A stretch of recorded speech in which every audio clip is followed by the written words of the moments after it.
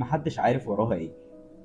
بنت بتقول: وانا في الثانويه العامه كان عندنا مدرس بيدي ماده من المواد الادبيه بطريقه مختلفه وجديده، وبالتبعيه ذاع صيته واتشهر جدا، وكانت الحصص بتاعته بتتحجز بالالاف، مش بالمئات، لا بالالاف. فعلا كانت شهرته ونجاحه غير مسبوق. كنت لما اقعد مع اصحابي ونضحك ونهزر ونقول بكره يشتري طياره ويركنها فوق السنتر، اسقاطا يعني على الدخل المرتفع اللي بقى بيدخل له مع الحجز والاعداد الغفيره من الطلبه.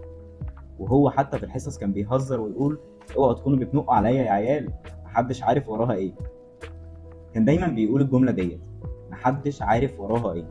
وبالفعل عدت السنين ودخلت الجامعه، وفي يوم كنت في كارفور مع بابا وقابلته مع مراته وولاده الاربعه اللي كانوا جميعا مصابين بمتلازمه داون.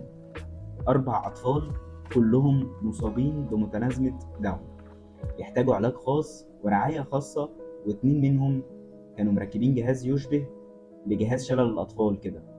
كان هو ومراته يا عيني محتاسين بالأطفال. لما شفته وبسلم عليه لقيتني فجأة ببص في وشه وبقول له جملته الشهيرة: محدش عارف وراها ايه يا مستر. لقيته ضحك ضحكة مهزومة من الدنيا وقال لي: ياه، لسه فاكرة؟ ما كنتش فاكرة، بس لما شفتك افتكرت.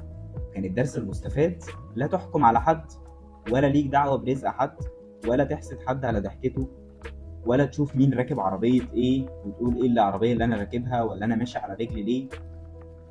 عشان ببساطة لا عارفين الجزء الخفي، ولا عارفين الجزء الحزين، ولا احنا ضامنين النهايات، ولا احنا عارفين ايه اللي مستخبي ورا الستار.